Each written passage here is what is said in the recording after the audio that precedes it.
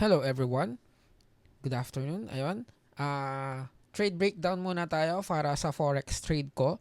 Ito is for Euro USD. Actually, this is just a challenge account from 5 hours. Ayun, ito yung trade execution. Muntikan na siyang ma-SL but I have let it go. And then, ayun, umangat siya kasi yun yung tamang bias pa rin. So, ito yung total profit for this trade. Ang total target sa phase 1 ng account na to is 10%. And I'm hoping sana mapasa ko siya soon. So, for today, tapos na yung trade ko. So, done for today na ako, both on futures and forex. So, delete ko muna itong mga to.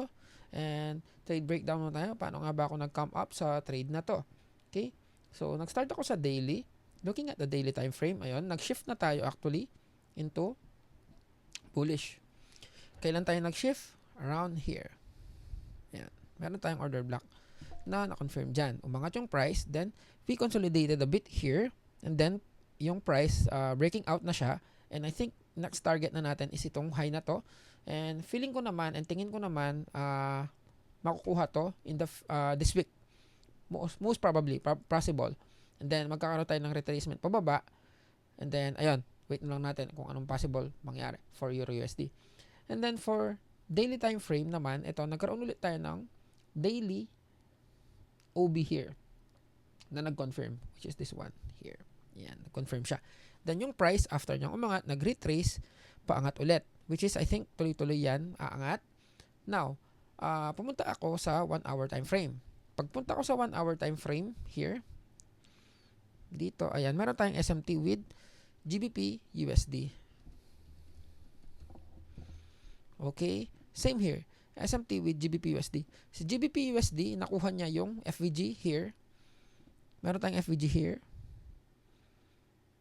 Actually nakuha din pala sa sa Euro USD. But si GBP USD, sa candle na to kinuha niya ulit. Nag-take out siya ng liquidity for this swing low. And then nag-confirm yung hourly time frame natin na order block, which is this one here. Ayan, nag-confirm siya here. Okay? So, another one here is, dito meron tayong SMT ulit for hourly. Dito naman, hindi nakuha ni Euro USD yung FVG from hourly time frame, which is BCH1 here. Pero kay GBP USD nakuha niya yan. Namitigit yung FVG dyan. And then, kay Euro USD hindi siya. So, pumunta ako sa 5 minutes, naghintay ako, but for me to be safe then, naglagay ako ng SL here. Tapos nasa reversal area tayo ng standard deviation projection, which is negative 3.5 to negative 4 here. Mark natin. Ayan. And then, ang pinaka-target ko is ito lang na nearest swing high, which is yung buy side liquidity.